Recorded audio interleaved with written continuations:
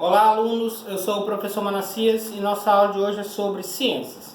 Veja bem, para vocês que têm um livro, nós finalmente vamos responder a uma atividade do livro, que são as páginas 28 e 29, tá certo? Mas vocês não podem escrever no livro, vocês vão ter que anotar no caderno o número da pergunta e colocar só a resposta no caderno, tá certo? Não pode escrever no livro.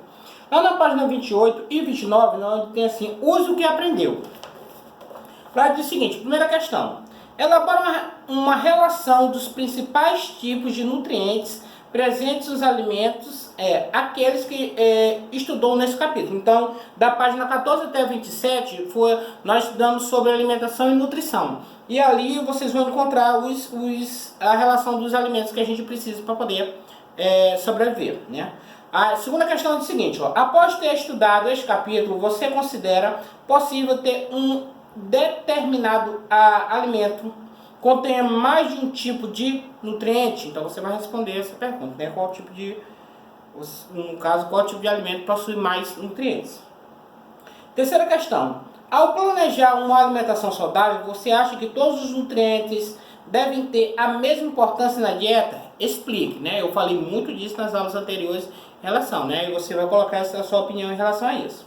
Quarta, o escritor Eduardo Bueno conta em um de seus livros sobre a história do Brasil que cada marinheiro da esquadra de Pedro Álvares Cabral recebia mensalmente para suas refeições em alto mar 15 quilos de alimento, entre eles carne salgada, cebola, vinagre, azeite e 12 quilos de biscoito. O vinagre era usado nas refeições e também para desinfetar o porão, de onde acreditavam que vinha a mais temível das doenças da vida no mar, que provocava dores nas articulações e sangramento no nariz e nas gengivas.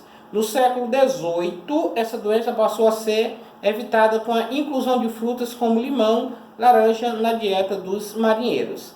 Aí você vai responder, letra A, como se chama essa doença? No caso você pode pesquisar.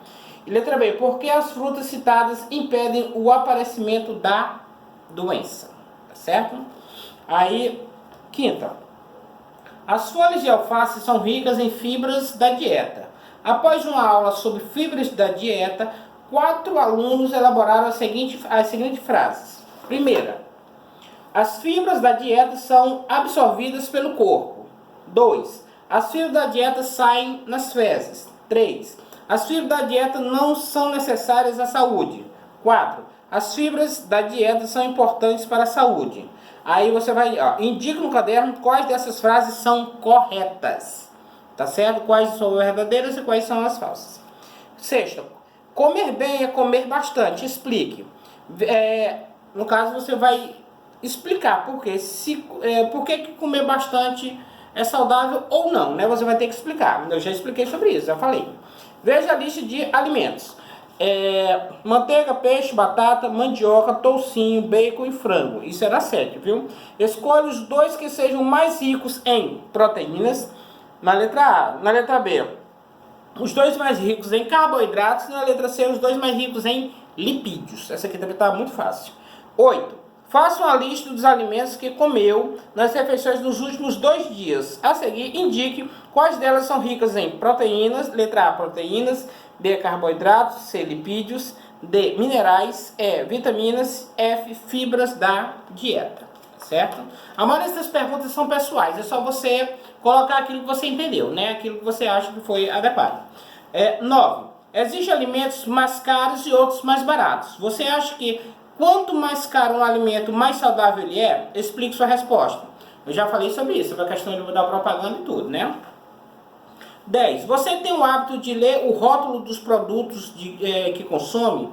Em muitos deles está informando a quantidade de energia fornecida por eles. Procure na sua casa esses produtos e faça uma lista com seus nomes, suas marcas e quantidade de energia fornecida, né? Então toda casa tem algum produto, ou tem um biscoito, ou tem um suco, ou tem um arroz, ou tem um feijão, ou tem alguma coisa do supermercado você tem, ou a manteiga, margarina, alguma coisa você tem que ter, um macarrão. Aí diz assim, a 11. Os dentes são importantes no processo de alimentação. Use um espelho para examinar sua boca e anote em seu caderno quantos dentes você tem na parte superior e inferior da sua boca, dos lados direito e esquerdo. Então você vai contar, né? Quantos tem em cima, quantos tem embaixo Quando tem do meio para a esquerda, do meio para a direita. Aí vem a questão das perguntas de pesquisa, né? No caso aqui nós temos o seguinte: tema para pesquisa. Faça uma pesquisa para descobrir quantos dentes ao todo o ser humano adulto pode ter. Compare a sua resposta ao exercício 11 e responda no caderno. Há dentes que você ainda não tem, quantos e quais são, né? Então você vai conferir, você vai descobrir quantos dentes um adulto, uma pessoa normal tem na boca. Isso pode variar às vezes, né? Aí você vai, se você tiver todos eles, tudo bem. Se não tiver, você vai dizer qual que está faltando. Segunda pesquisa, reflita sobre suas atitudes. Converse com seu dentista e peça que ele lhe mostre como escovar corretamente os dentes e quais são os outros cuidados necessários para uma perfeita higiene bucal. E principalmente lembre-se de colocar essas recomendações em prática. Então você não precisa especificamente perguntar para o dentista, você pode ir lá pesquisar e ele vai e tem lá as recomendações de como você deve escovar o dente. Aí você anota e coloca aqui. Agora essa daqui, ó, explore diferentes linguagens. Aqui está dizendo o seguinte: a critério do professor, as atividades a seguir poderão ser feitas em grupos. Aqui, ó, copo de limonada, conteúdo calórico de alguns alimentos, né?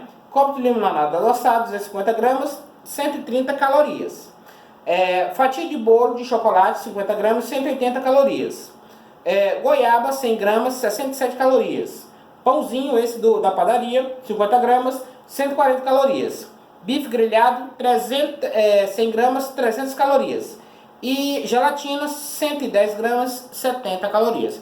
Então aqui no caso você vai pesquisar pelo menos 2 ou 3 alimentos e determinar o seu peso, o peso e a quilocaloria que ele possui naquele peso. Tá certo?